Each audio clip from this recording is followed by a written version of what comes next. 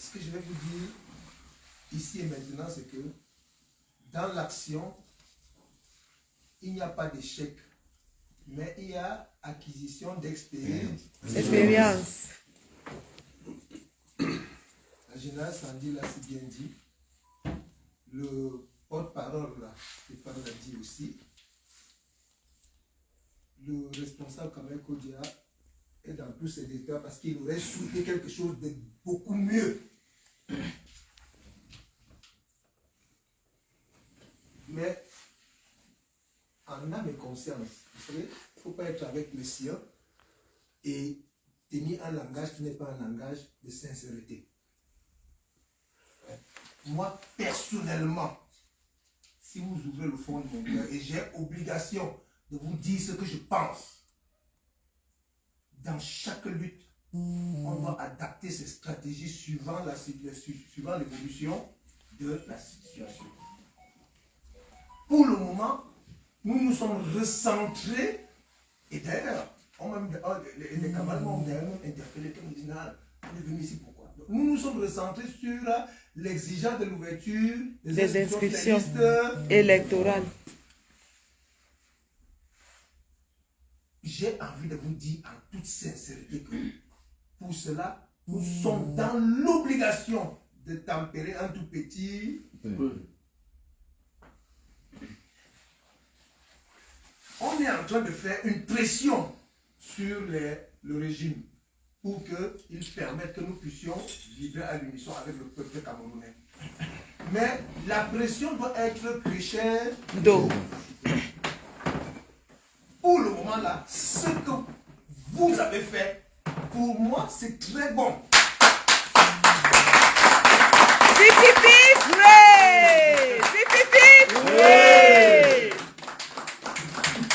Maintenant, aux autorités camerounaises de comprendre que ces gars-là, tels qu'ils ont entamé, là, tels qu'ils ont commencé, si on ne fait pas, si on y prend garde, si on ne fait pas attention, ils risquent de monter en puissance. Donc, honnêtement, c'est vrai, je salue votre courage, je salue la perspicacité du commandant Joseph, je salue votre détermination, mais je dis pour moi, être resté à l'extérieur aujourd'hui, même si certains camarades ont pu entrer et je les salue, à vous, mais être resté à l'extérieur pour moi c'est une victoire. Le message est passé. Ils ont compris que c'est à eux maintenant de se dépêcher. Maintenant, je viens ici avec un message de vos autres camarades. Parce que le discours que nous devons tenir, et là, j'invite nos communicateurs à titrer. Ici, il y a la générale Sandy, il y a le porte-parole Stéphane Tchombo, il y a le Kamel Kodia, Annie est en train d'arriver, et beaucoup d'autres communicateurs. J'attire votre attention sur le fait que aujourd'hui, dans la communication, ne limitons pas simplement à dire ouverture des inscriptions sur les listes électorales. Parce qu'ils peuvent ouvrir les inscriptions en mai. Est-ce que s'ils ouvrent les inscriptions en mai, est-ce que le problème est résolu? Non. Parce qu'on ouvre en mai pour fermer en août.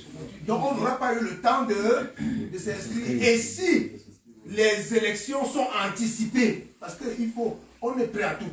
Si les élections sont anticipées, ça veut dire que la diaspora aura eu seulement 3 mois pour s'inscrire. Sachant qu'à partir de juin, c'est les vacances, les gens sont en déplacement. Donc, nos communicateurs, s'il vous plaît, le message d'aujourd'hui c'est quoi?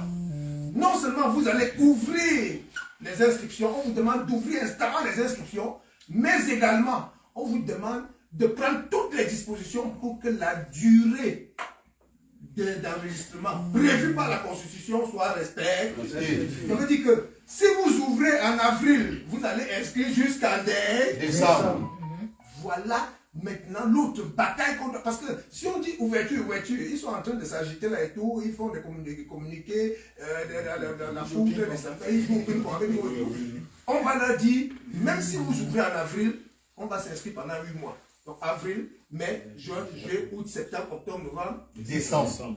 Il faut qu'ils le sachent et nous devons le leur marteler. S'il vous plaît, on a fait une action qui va rester, n'est-ce pas, dans les archives, ça j'en suis sûr. Ce que j'ai vu aujourd'hui là, je vous assure, c'était formidable. Le nombre de policiers que j'ai vu aujourd'hui, je ne vais même pas revenir sur un petit constat que j'ai fait parce que ça va nous ramener dans la polémique. On n'a pas le droit d'insister dans la polémique et tout. Moi, quand je suis arrivé à la gare de midi, mon téléphone, mon réseau n'a pas, le roaming ne marchait pas. Donc, j'étais injoignable. Je ne pouvais pas appeler. J'ai demandé si je pouvais acheter le téléphone, une puce quelque part et tout. C'était compliqué. J'ai donc pris un taxi. Je me suis dit, je me rapproche de l'ambassade. J'ai pris le taxi. Quand le gars est arrivé dans la montée là et tout, j'ai vu qu'il y avait une voiture de la police devant l'ambassade. Je me suis dit, ça, c'est pas bon. Je me suis dit, c'est pas bon. Mais c'est pas. De toutes les façons, ça n'a rien empêché. On a fait ce qu'on avait à faire. Donc, maintenant, la bataille suivante, c'est quoi? La bataille suivante, étant donné que vous avez donné le là. Parce que là, ce que vous avez fait aujourd'hui, là, vous avez fixé le cap. C'est un message qui va passer partout. Qu'on soit aux États-Unis, qu'on soit une mission diplomatique en Angleterre, en France et tout. C'est un message. Vous avez fixé, vous avez donné le là. Maintenant, il est question pour nous de nous organiser pour aller battre le pavé à Paris le 18. Nous devons être à Paris le 18. Pourquoi? Parce que nous devons prendre l'opinion internationale, la communauté internationale, nous devons prendre la communauté internationale à témoin. Il faudrait qu'on mette la honte sur ce régime-là, même comme il a fini de jeter la honte aux chiens, mais on doit continuer, n'est-ce pas, de noircir ce régime de honte.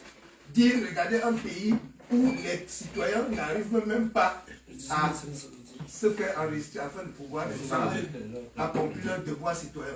Donc on doit aller à Paris le 18 pour vraiment faire cette démonstration de force-là. Ce sera une marche qui va partir du Trocadéro jusqu'à l'ambassade. Mais, vous savez, ce que nous devons retenir aujourd'hui, c'est que pour le moment, on a dit on voit un changement dans la paix et par les yeux.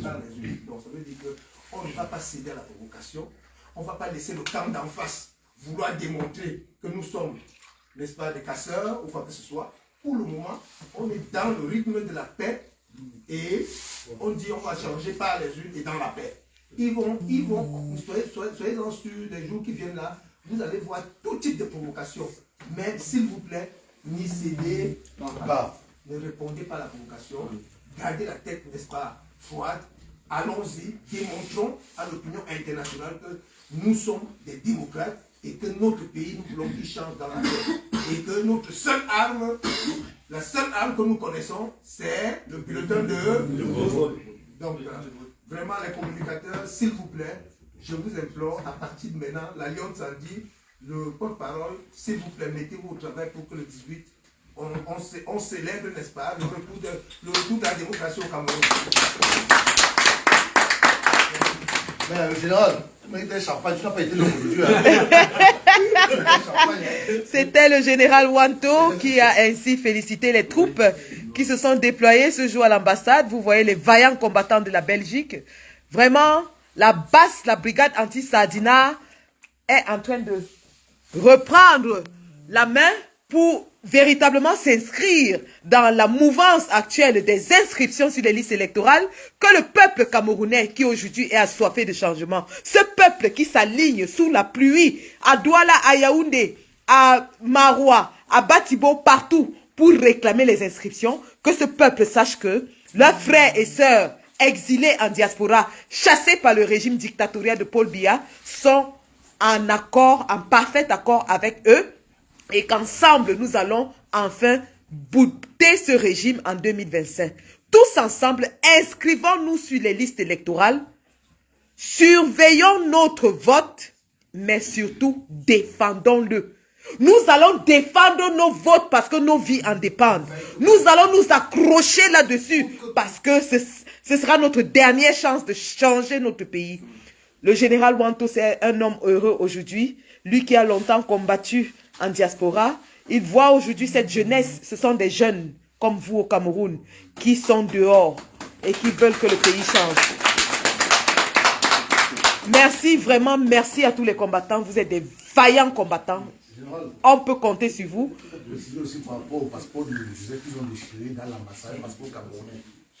Ah oui, ils ont violenté notre camarade, ils ont déchiré son passeport alors qu'il venait justement s'enquérir sur les modalités d'inscription. On l'a violenté pacifiquement, déchiré son passeport, agressé. Nous disons à M. Biya, nous disons au régime de M. Biya que tout ce qu'ils connaissent c'est le marteau. Ils ne savent que frapper avec le marteau. Macky Sall a frappé avec ce même marteau. Aujourd'hui, le président Diomaye Faye, qui l'a enfermé, est président. Ousmane Sonko, qui l'a injustement enfermé, est premier ministre. Nous disons, la lutte finit toujours par payer. Les gars, quelle que soit la durée de la nuit, le soleil finit toujours par briller. Et nous sommes sûrs que nous sommes à l'aube du changement au Cameroun. N'ayez pas peur du Moulinex. J'ai ma petite nièce, quand on lui dit le Moulinex arrive, elle commence à pleurer. N'ayez pas peur du Moulinex. N'ayez pas peur de Bamkui. N'ayez peur de rien. Ils savent que leur heure a sonné et qu'ils sont sur la porte de sortie. Mettons-nous tous ensemble. Salut, c'est qui se passe au Cameroun. J'ai vu des vidéos, on me renvoie les vidéos, les jeunes. La jeunesse est décidée. C'est magnifique. Les jeunes, nous vous soutenons. Nous qui sommes dans ce combat, on est fiers. Nous voyons enfin un peuple se lever ensemble pour une cause. Maintenons cette mouvance jusqu'en 2025 et notre pays changera pour le bien de tous. Cette anecdote pour ajouter, Elecam est passé, ils étaient en train de passer une équipe mobile d'Elecam. Et des Camerounais les interprètent, des jeunes inscrits, et la pluie commence. Ils veulent partir, se dire, mais il dit jamais, venez, on va vous offrir à boire. Ils ont amené les gens dans la vente emportée, ils ont fait à boire aux agents mobiles. De l'ECAM. Inscrits les gens. Ils se sont inscrits.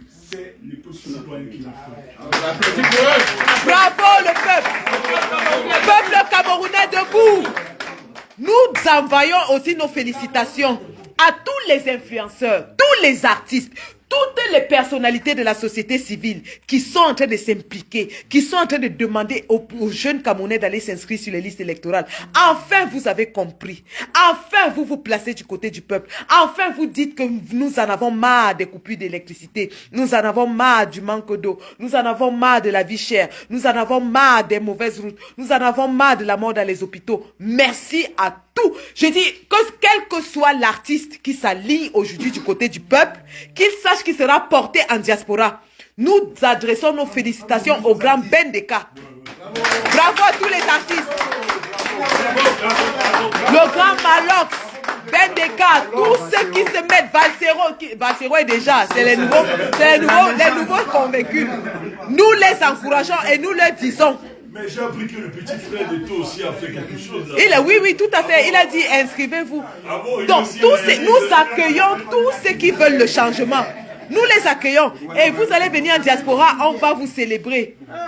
Donc, vraiment, merci les gars. Nous avons terminé notre manifestation qui a été un succès résonnant. Le message est arrivé à Etoudi. À l'heure où je vous parle,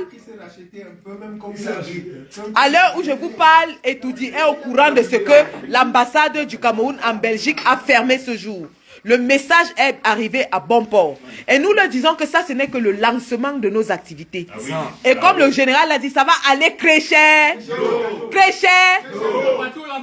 Pas d'inscription, pas de... En diaspora, si vous n'inscrivez pas, aucune ambassade ne va ouvrir. Zéro inscription, zéro vote.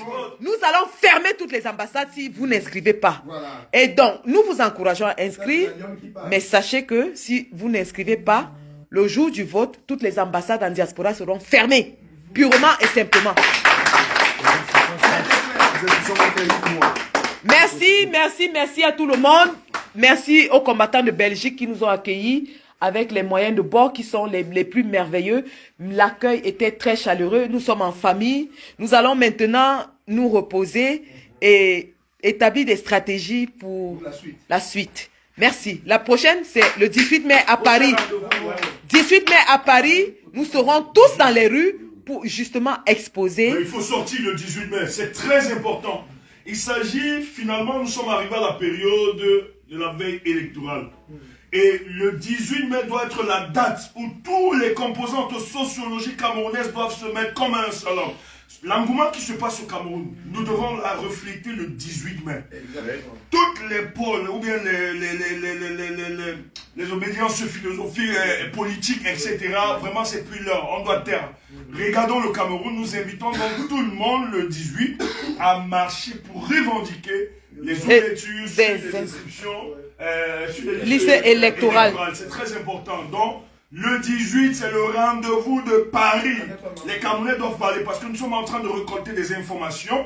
Les gens qui ont des difficultés partout. Donc, toute l'Europe doit se retrouver à Paris. Nous devons manifester et nous faire entendre. C'est très important. C'est comme ça que nous commençons notre veille électorale. Merci. Merci. Et ça a été lancé par le caporal Grillet qui était déjà à Berlin pour justement rameuter les troupes du côté de Berlin. Vous voyez que la brigade anti-Sardina est en train de reprendre du poil de la bête. Nous allons impacter en diaspora. Sortons tous ensemble le 18 mai et faisons entendre nos voix dans le monde entier. La patrie ou la mort? Nouvelle corps. La patrie ou la mort? Nouvelle corps. Merci.